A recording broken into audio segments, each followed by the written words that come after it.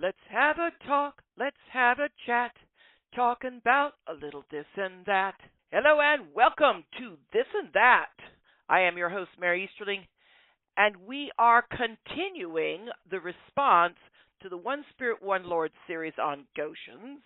As I mentioned in Goshen episode 6, which you can find at talkingaboutthisandthat.wordpress.com, clicking on the podcast link, scrolling down to One Spirit, One Lord, and the Goshen series. You will start finding the episodes on my response in the same area. You might also be finding the written portions, but I will give a link to that at a later point. So, continuing on in our last episode on this response, I was reading from a gentleman by the name of Bob Neumann. He posted these things in 98, 99, early 2000s. Right. That was a long time ago, nearly 20 years. This is 2025, folks. So in this continuation, Bob is posting as part, Bob did post as part of an online group. So from time to time, we might hear someone's name. We might hear the word friends, dear friends. It's a mode of address for the things that God is saying to my friend. So the first one was entitled Goshen. This is entitled Light in Goshen. Dear friends, many of you in the past few weeks have written to me and asked how I'm doing. The truth is that it has been the worst year of my life so far, and most wondrous and glorious. I was one of those friends that wrote Bob Neumann, and guess what? There weren't much of a response, man. Yeah, he had a very rude awakening, harsh, oh my gosh, year. It was rough. A few weeks ago, I simply heard Abba say, "Be still and come in."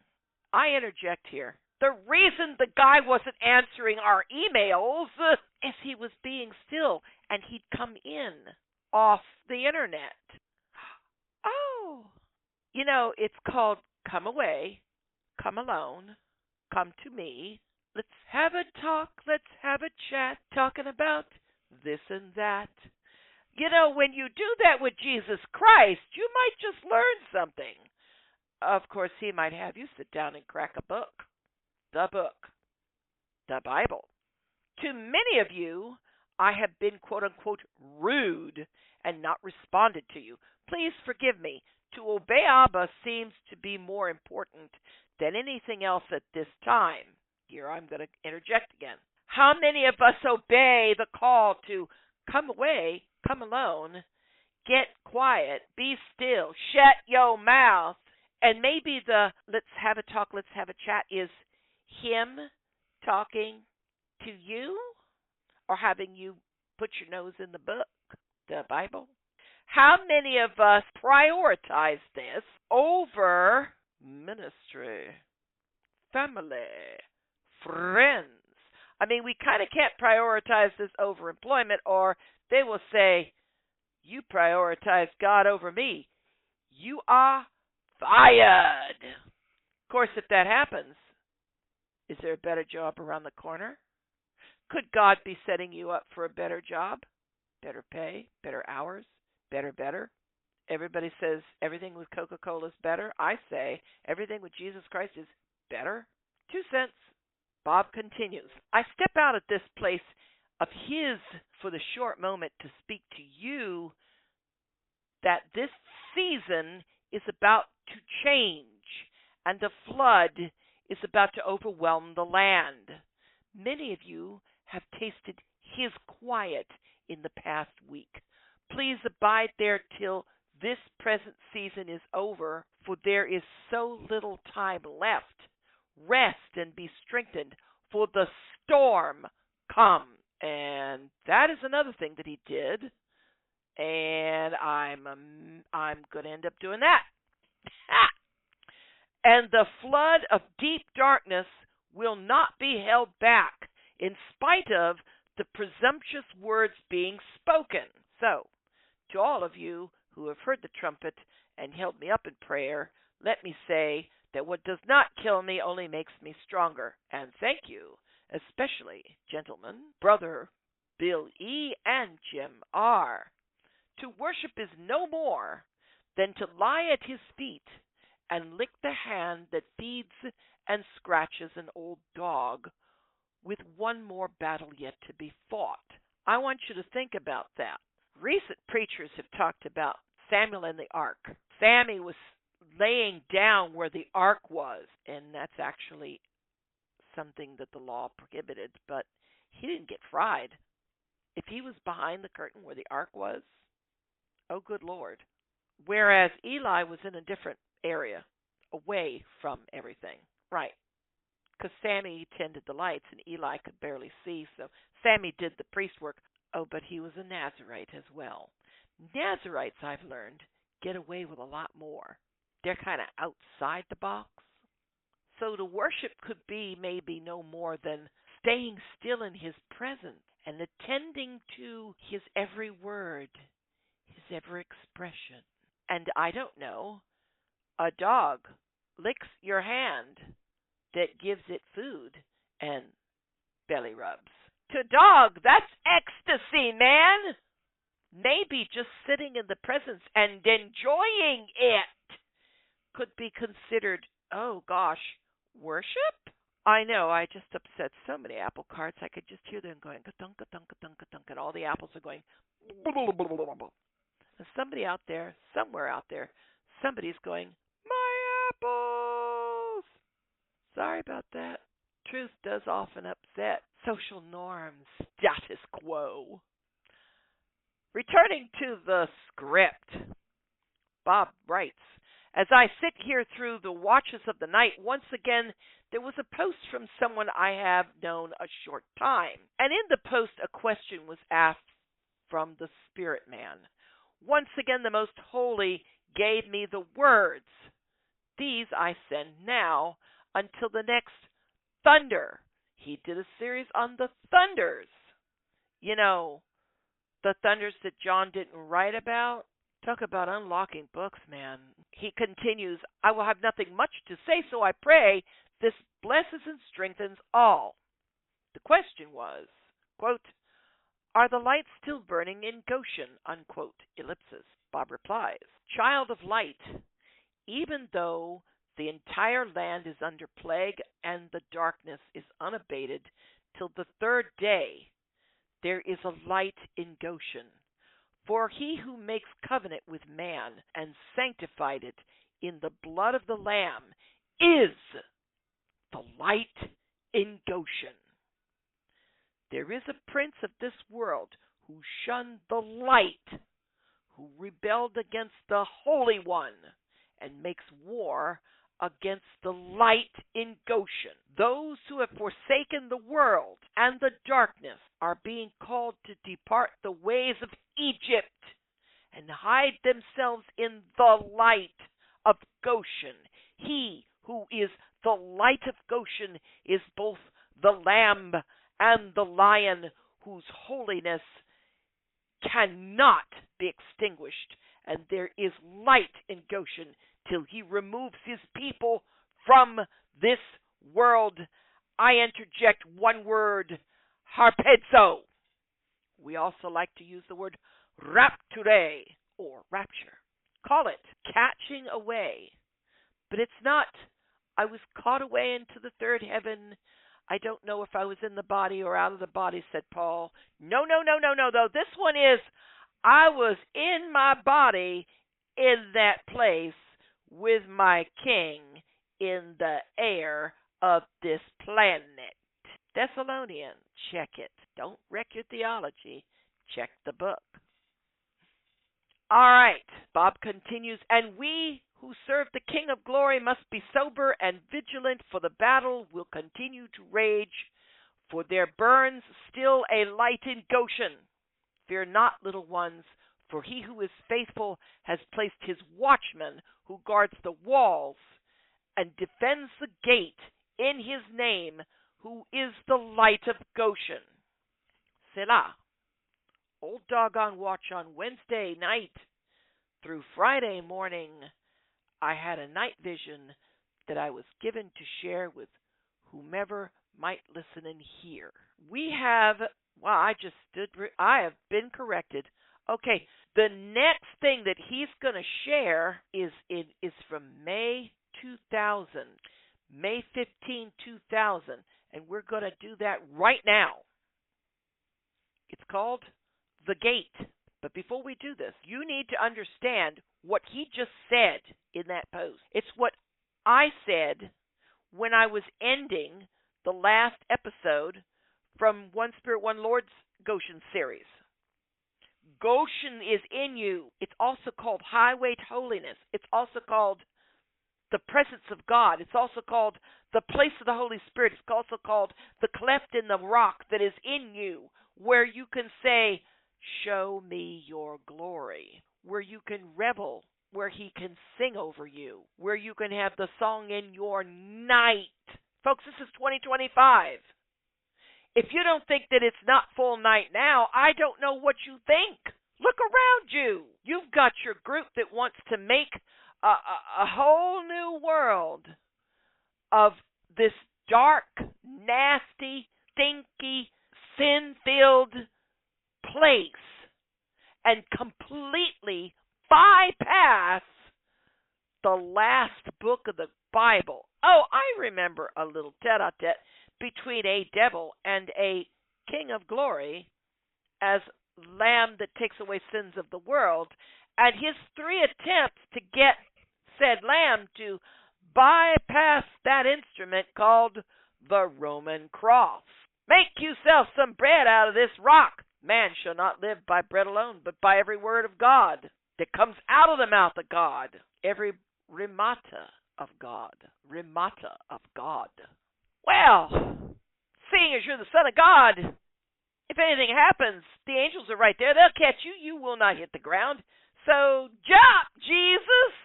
Yes, and you shall not be putting the Lord your God to the test. Notice he doesn't dispute the fact that should he slip in his human form and start to pitch towards the ground, a bunch of angels would suddenly appear out of nowhere and grab him and be like, fall, arrested, clump.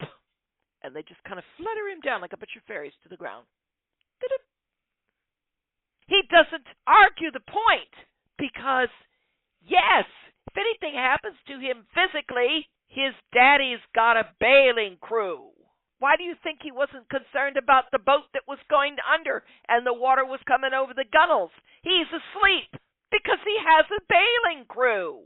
Oh, and he can just stand up and go, hey, Sophio Kyphemos, shut up and put a sock in it, wind and waves, and then turn to the crew and go, well, start bailing. Oh, wait, and at that point, they're at the dock. It doesn't matter. And he just kind of sloshes through the water in the boat and steps out onto the beach or dock. I mean, come on!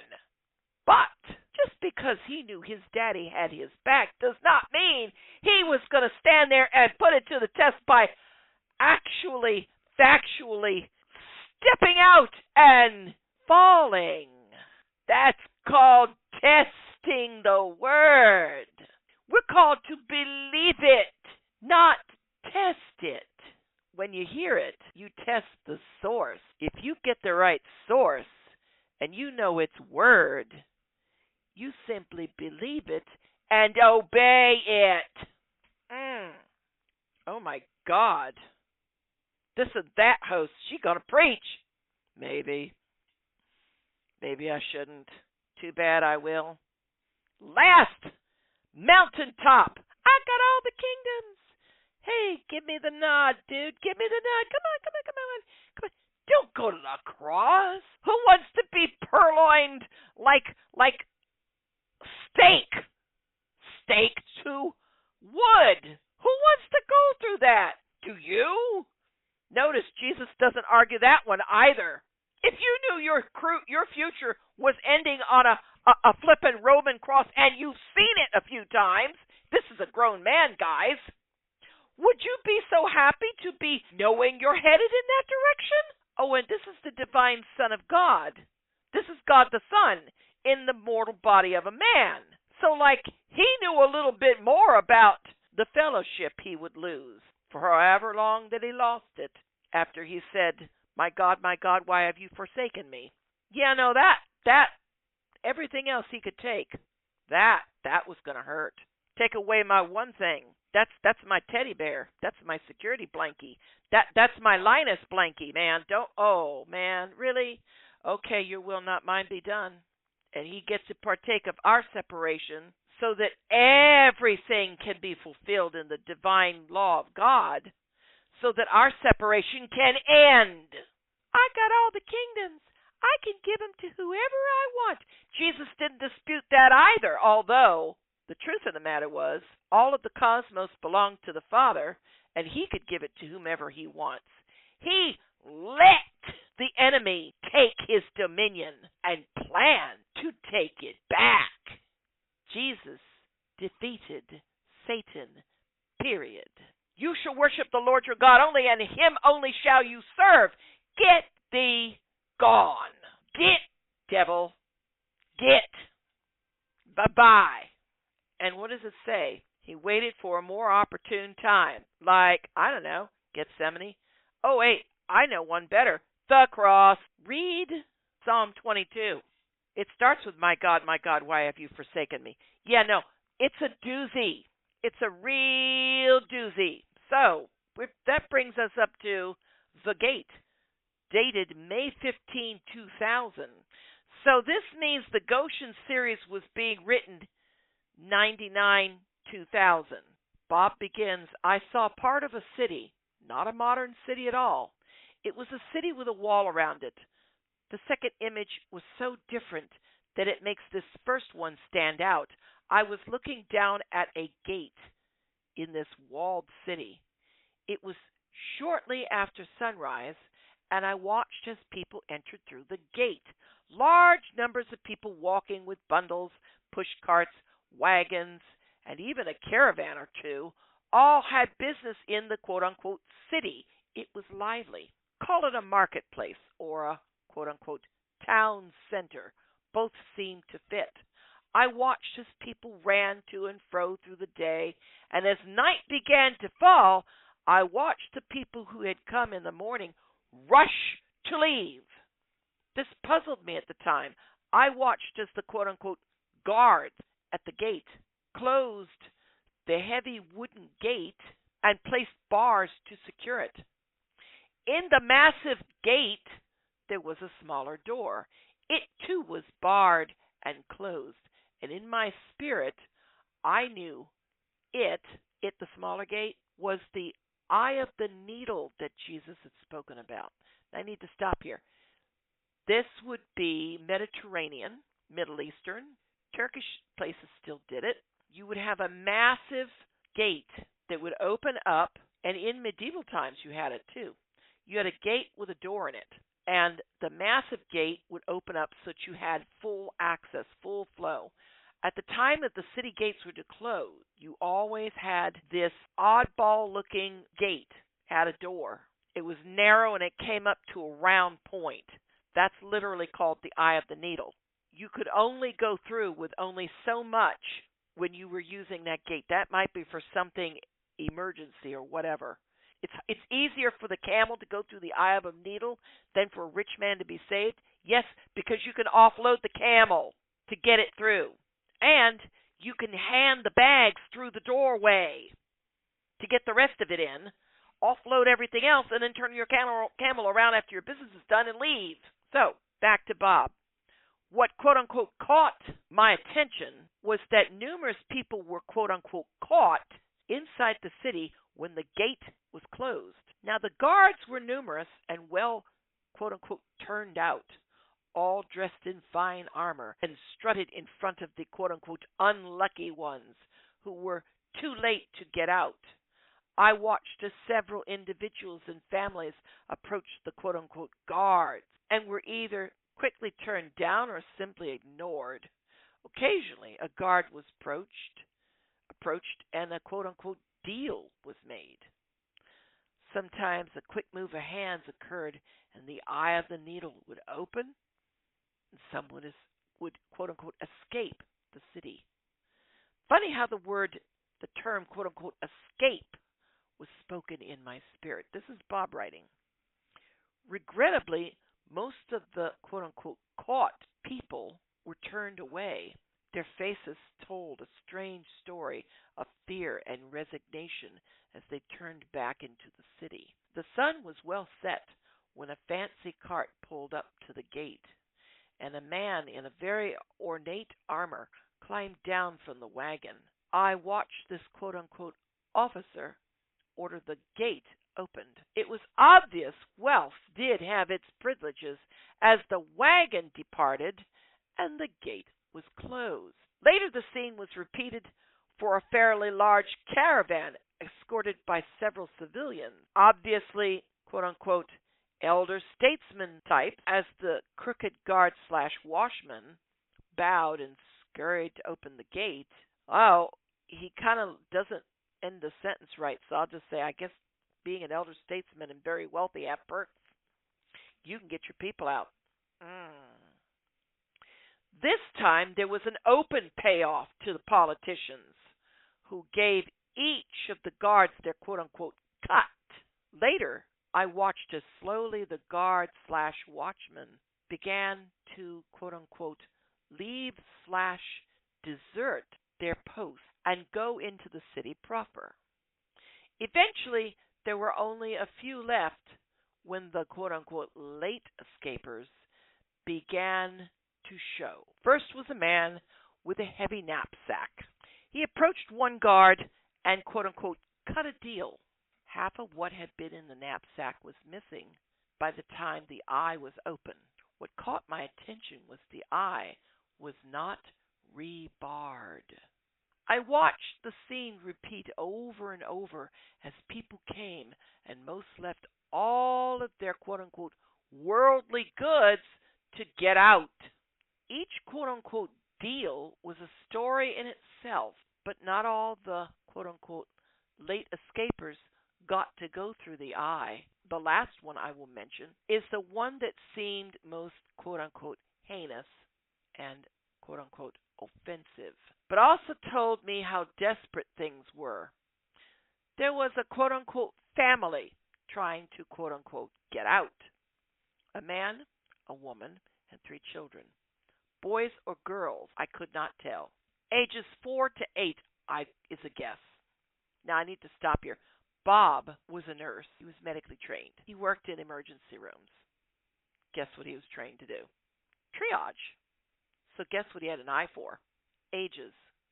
The man approached guard after guard and no quote-unquote deal was cut. Obviously, there was neither coin nor merchandise acceptable to buy their way out. Eventually, I watched as they approached a guard for the second time. Now the woman and children also approached with the man. I watched the man speak and then the woman. I watched the guard laugh and turn his back to them. They approached another guard and the scene was repeated. Then a third guard was approached, but he did not laugh. Instead, he spoke with a smile on his face, and he reached out and touched the head of the largest child. I watched the woman's eyes show utter terror as she pulled the child away. Now the guard laughed, but watched them as they went to yet another guard. Again, the scene repeated itself, but this time the woman did most of the speaking. This guard was quiet and listened as the man moved the children away. The guard reached out as the woman opened the dress, exposing part of her chest. And I knew, quote, one more deal, unquote, had been cut. The guard pulled the woman to the side and opened the eye for the man and the children. Later, he opened it to the woman after his quote-unquote payment was quote-unquote transacted. Now, I'm pause and say, y'all know exactly what just happened. Y'all know this is how refugees sometimes get out of terrible places. Yeah. Bob continues. Now, all of this sickened me. but I understood little of the quote-unquote why of these people so desperate to leave. And then things changed for me. Next thing I knew, I was walking toward the gate, armor on, shield up, and spear in hand. What had been a company of 30 or 40 men when the gate was closed was maybe 7 or 8 when the quote-unquote night watchmen, plural, arrived. I was one of the 6 who relieved the gate guards. I watched as the quote off-going unquote guards laughed and spoke as they too returned to the city. I thought, what kind of city is this? I could have asked, quote, why am I here? Unquote, but I did not. Seems like this was more in a FYI scenario, for your information, that is. I stood leaning on my spear, listening to, quote unquote, the city, hoping to hear the voice of the most Holy Spirit. Instead, I heard, quote, music, unquote, and, quote, song, unquote, laughter, and a shout of anger. In a very weird way, I realized this was, quote unquote, just another Saturday night in the big city. I watched and listened as the city slowly became quiet. I also noticed that the night guard was asleep in their shadows, all comfy and content. I was thinking for some reason that, quote unquote, dawn would be soon when the attack came. The first sign that we were under attack was when the gate crashed in. The huge gate and its heavy doors and heavy bars were rotten and shattered easily. I watched as other guards crawled from their corners to be overrun by the enemy. As soon as the gate was crashed, I had struck the alarm bell / triangle thing. From around the city, trumpets blew. For some idiotic reason, I stood alone with spear and shield, alone in the road of the gate. It was a point of mixed emotions. I had no quote-unquote love for this evil city or the guards I was a member of. So why was I here? Unlike before, the question was asked, especially looking at the army coming through the gate. They were humanoid, walking on 2 legs, but were exactly like the shadow beings in past vision, but now in solid form. As the army of darkness advanced, 2 things happened. I was suddenly again above the gate watching the scene unfold, and I heard a scripture, quote, in that day shall the Lord of hosts be a crown of glory, and for a diadem of beauty, unto the residue of his people, and for a spirit of judgment to him who sits in judgment, and for strength to them that turn the battle to the gate, unquote. Now that was from Isaiah 28, and I realized that I had watched Isaiah 28 play out for me. Then I heard his voice. There are those who will do anything to flee Sodom. Even now the night advances. Some will pay a heavy price to escape. Have pity on them who flee the wrath to come, even in this late hour. And that is where the first image ended, Selah. We will continue this with the breach in our next episode. Until then,